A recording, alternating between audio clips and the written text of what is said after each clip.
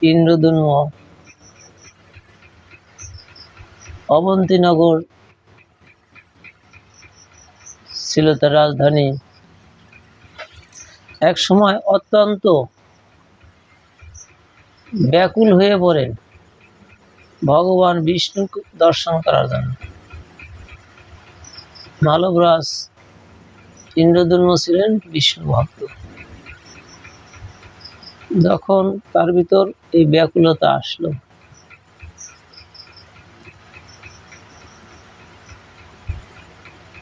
যে ভগবান বিষ্ণুকে দর্শন করবেন,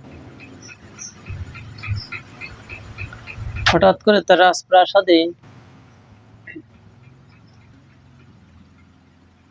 এক ভক্ত বৈষ্ণব এসে জানালেন যে তুমি যে বিষ্ণু সাক্ষাৎকার চাচ্ছ, সেই বিষ্ণু নীল পর্বতের গুহায় নীল মাধব রূপে সবররাজ বিশ্বা বসু কর্তৃক সে পূজিত হচ্ছে। এই সংবাদ পেয়ে সে চতুর্দিকে তার সৈন্য সামন্ত প্রেরণ করলেন যে কোথায় আছে নীল মাধব, খুঁজে বের করো। অনেক চেষ্টা করেও কোনো সন্ধান করতে পারলেন না। একদিন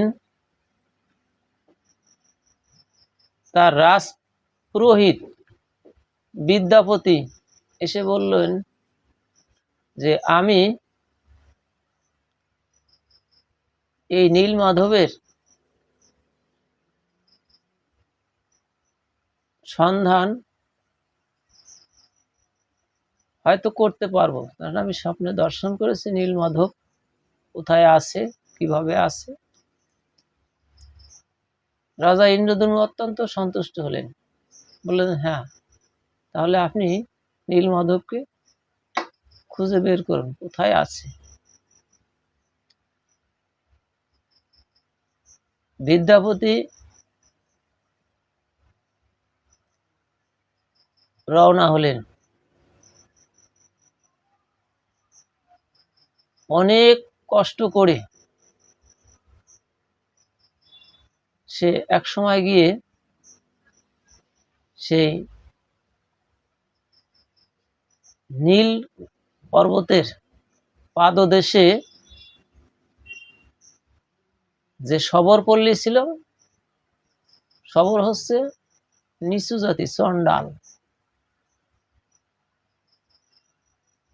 সেই শবরদের রাজা ছিল বিশ্বা বসু।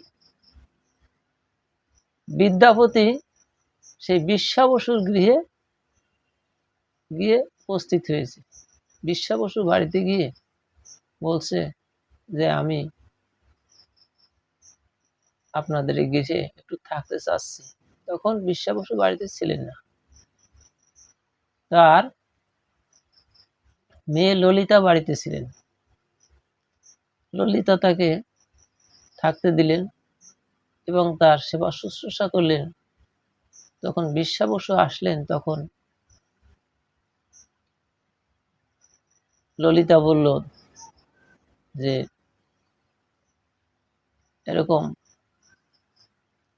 এক রাজপুরোহিত, বিদ্যাপতি নামে এক রাজপুরোহিত আমাদের গৃহে এসেছে,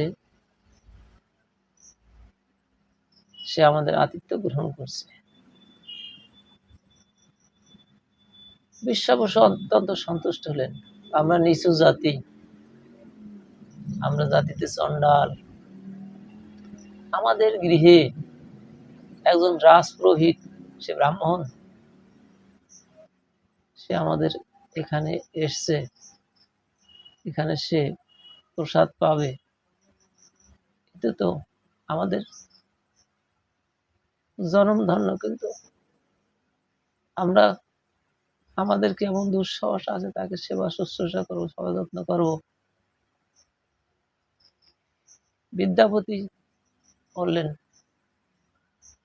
যে না, আপনি আপনার গৃহে অত্যন্ত যত্নেই আছেন,